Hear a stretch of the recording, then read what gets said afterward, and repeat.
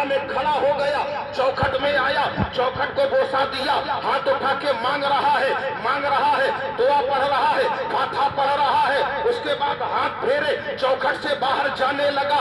जब चौखट से बाहर जाने लगा, खादिम आस्ताना देख रहा था। आज जैसे खादिम नहीं थे, मैं पुराने खादिमों की बात कर रहा हूँ। खादिम देख रहा था, उससे ना रहा गया, करीब आ गया, कहने लगा मियाँ कहाँ से आए हो? बताया पाकिस्तान से आया हो। कहा कब से आ रहे हो? कहा 20 साल से आ रहा हो। जब मैंने आना शुरू किया था, दाढ़ी के बाल काले थे, अब मेरे बाल सफेद हो गए हैं। 20 साल से कोई नागा नहीं हुआ।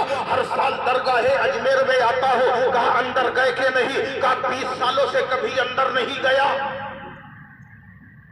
20 सालों से कभी अंदर नहीं गया। का तुम्हारा आना फिर किस काम का?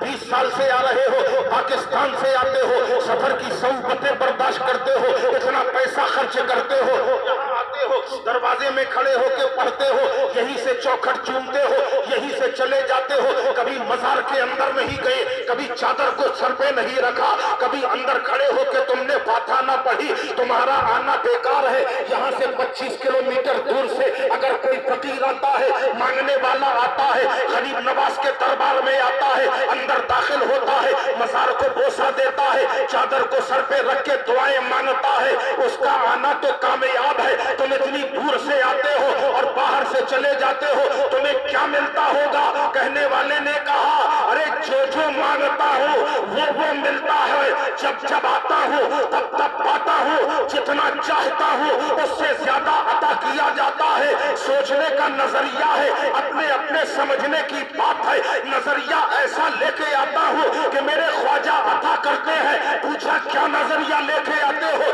कहा जब हम पाकिस्तान से चलते हैं, दिल में ये ख्याल होता है कि हम हिंदुस्तान के राजा, वलियों के महाराजा के दरबार में जा रहे हैं और हम गरीब नवाज के दर के फकीर हैं। जब फकीर बन के आते हैं तो आप खुद बताओ, फकीर कभी घर के अंदर घुस के भीख मांगा करता है? नहीं मांगता और ना मिलता है, बाहर से चौखट से मांगता है और गरीब नवाज चौखट में ही अता कर देता है।